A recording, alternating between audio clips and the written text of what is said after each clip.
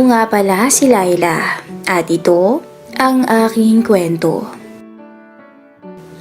Magkasama kami ni Paul sa isang bahay. Since sumakabilang bahay si Mama, nung 14 years old pa lang ako. I'm 19 now and Paul was almost 50. Hindi ako kay Mama tumira nung naghiwalay sila dahil hindi ko kasundo ang bago niyang kinakasama. May stepbrothers na rin ako sa bagong boyfriend ni Mama. Maayos naman ang relasyon namin ni Paul noong una. Kahit alam kong nangungulila siya kay Mama. He provides for me. Lahat ng kailangan ko financially na ibibigay ni Paul. Pero same sa sitwasyon niya ay kulang din ako sa atensyon. Nagumpisa ang relasyon namin noong pandemic. Online school ako while si Paul naman ay working home. By the way, isa na akong college student. Isang araw, nagtapat si Paul sa akin ng kanyang nararamdaman. Shock ako noon. After all these years, bigla siyang magsasabi ng gano'n na para bang wala lang. Napatitig ako sa kanya. Akala ko kasi nakainom siya, pero hindi. Timing pa na nanunood kami noon ng palabas na katulad ng sitwasyon namin. Minsan kasi, sabay talaga kaming nanonood ni Paul ng movies. Since hindi naman na ako bata, kahit anong maisipan namin ay papanoorin namin. Nakaramdam ako ng konting pandidiri, sa totoo lang. Bigla ding nag-iba ang tingin ko sa kanya. Mabait si Paul, huwag niyo siyang husgahan agad. Binigyan ko pa nga ng katwiran ang nasabi niya, "Baby, he's missing mom so much." Pero yun nga, we both know na hindi tama ang kanyang sinabi o nararamdaman para sa akin. Agad ako nagpaalam sa kanya noon at natulog. May sarili-sarili kaming room sa bahay pero I feel scared mula nang nag-confess si Paul. Natatakot ako sa kung anong pwede niyang magawa sa akin. Naging ilang ako sa mga galaw niya. And hindi siya manhid para hindi mahalata na umiiwas ako sa kanya. Halos isang buwan ko na siyang iniiwasan noon hanggang sa hindi na siya makatiis. Kinatok niya ako sa room ko isang gabi at kinausap ng masinsinan. Maluwa-luwa siyang nagsisisi sa kanyang sinabi at nararamdaman. I felt the sincerity in his voice. Nag-alok pa siya na umalis ng bahay at tumira na lang sa apartment. Pero patuloy pa rin niya akong susuportahan sa pag-aaral. Naglabasan rin kami ng aming mga hinaing. Sinabi niya kung gaano siya nangungulila sa pagmamahal mula nang maghiwalay sila ni Mama. Ibinuhos niya ang atensyon sa trabaho. Pati ako ay hindi niya namalayan na nagdadraga na. At nang mamalayan naman na nagdalaga na ako, ay pagkauhaw naman ang nararamdaman niya para sa akin. He apologized deeply at nangako na hindi na mauulit ang nangyari. I appreciated his gesture and accepted his apology without knowing na imbis na matigil, ay lalong lalalim pala ang aming koneksyon. Paul and Mama are still friends. Kilala din ni Paul ang bagong boyfriend nito. Medyo maluwag na ang pandemic lockdowns noon. Kaya't nakagawian na ni Mama at boyfriend nito na iwan sa amin ang aking mga stepbrothers pag may lakad sila. Naging routine na rin na pag nandun ang my stepbrothers ko which is 6 and 4 years old, nagmamarathon kami ng Disney movies. Nagkataon na broken hearted ako noon. Tapos yun nga, iniwan sa amin ni Mama ang mga stepbrothers ko. Nanood na kami ng movies. Nakahiga sa lap ko yung dalawa. Ewan ko kung anong pumasok sa kokote ko at sinubukan kong akitin si Paul. Nagsuot ako ng mixing short, kaya't kitang-kita mo ang kakinisa ng aking kita. We were watching Aladdin that time. Tapos, napansin ko na nakatulog na ang dalawa kong kapatid. Sinenyosan ko si Paul, nilipat na sa room ko ang dalawa. Sa room ko kasi sila natutulog pag nandun sila sa amin. Maingat naman niyang binuhat ang dalawa tapos ay bumalik sa sala. Tinanong ako ni Paul kung antok na ako, pero ang sabi ko ay hindi pa at inalok siya kung gusto pa niyang manood ng movies.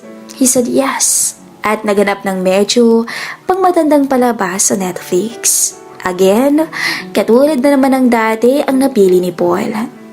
Alam kong kunwari lang yung atensyon niya sa panunood. Pansin ko kasi ang panakanakang sulyap niya sa makinis kong kita. At nung mahuli ko siyang natingin, kinindatan ko si Paul na may kasamang pilyang ngiti. After a while, he acted sleepy kaya sabi ko higa siya sa hita ko. Mabilis niya yung ginawa. Saktong nasa love scene na ang movie, nagmaramdaman ko ang marahang paghaplos niya sa binti ko. Hindi ko yun pinansin at nilaro ko pa ang buhok ni Paul. Inaamin ko, nakaramdam ako ng pagkauhaw sa pinapanood namin, kaya pinasok na talaga ng kapilyahan ang utak ko. Ramdam ko rin na nadadarang na ako, kung sa pinapanood o sa ginagawa ni Paul. Ayun ang hindi ko na alam. Doon na ako nagdesisyon. Kung tatangkain ni Paul, ay pagbibigyan ko siya. After all, hindi naman na ako inosente. Medyo matagal na rin ang huli ko. And I'm sure, mas matagal na walang ganap sa buhay ni Paul. Hindi ko na naisip ang mga kahihinatnan ng papasukin namin sakaling mangyari ang nasa isip ko. Pagkauhaw, kakulangan sa pagmamahal at atensyon na ang nangingibabaw. Biglang nag-iba ang kilos ni Paul. Yung kaninang hawak lang si hita ko ay may kasama ng paghalik, kaya't mas lalo na akong nadala ng mga oras na yun. Para akong nasi-CR sa excitement, kaya nagpaalam ako sa kanya saglit para na rin makahinga ng maayos. Pagdating sa banyo, nagawa ko pang ayusin ang sarili ko. Nagpabango rin ako. Then look at the mirror to see how I look. Pakiramdam ko, isa ako ngayong malanding babae. Pagbalik ko sa sala, nakaupo na siya sa couch.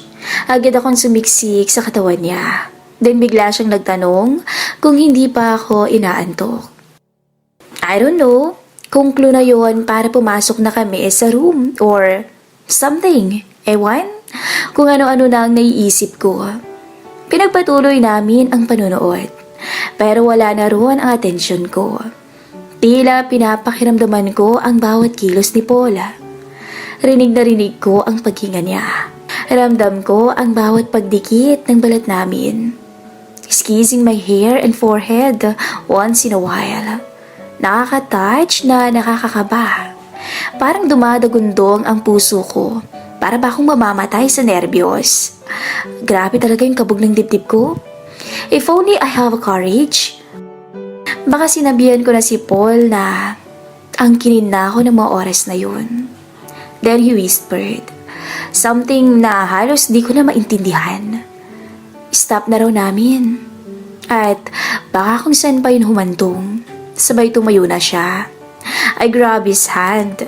Alam ko na nagdadalawang isip na siya. Marahil dahil sa takot na rin. I asked him. Sabi ko, tapusin na lang natin yung pinapanood natin. Tapos, tulog na kami. Then tumango siya at umupo na ulit. Ako naman ang kumilos na. Ipinaramdam ko kay Paul ang kagustuhan ko. Nakapag-isip-isip na ako at nakapagdesisyon na magpapaangkin ako kay Paul. Wala na akong pake sa kung anong relasyon ang meron kami. Ang importante sa akin ng mga sandaling yun ay maramdaman ang presensya ni Paul sa katawan ko, sa buhay ko, at sa buong pagkatao ko. Naiga ako sa hita niya at pagkatapos ay ibinaba ko ang shorts at yun! Sumambulat sa akin ang pinagmamalaki ni Paul.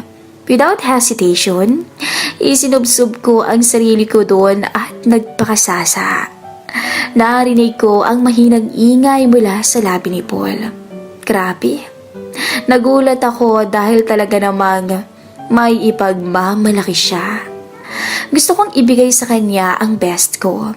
Medyo awkward lang talaga sa umpisa kasi imagine, isang dalagang katulad ko at isang 50 years old na matanda.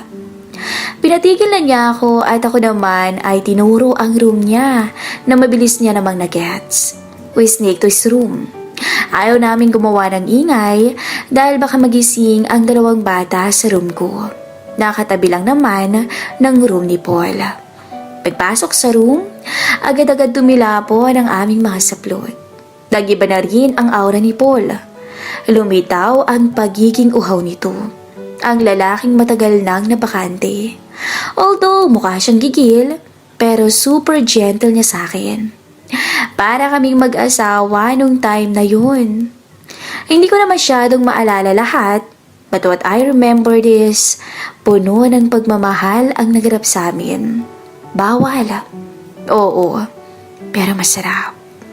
Tinanong niya ako kung safe ako. Tumango ako. Actually, hindi ko alam. At wala na rin akong pakialam. Honestly, I'm lost at that moment. Bahala na bukas, ika nga. At yun na nga.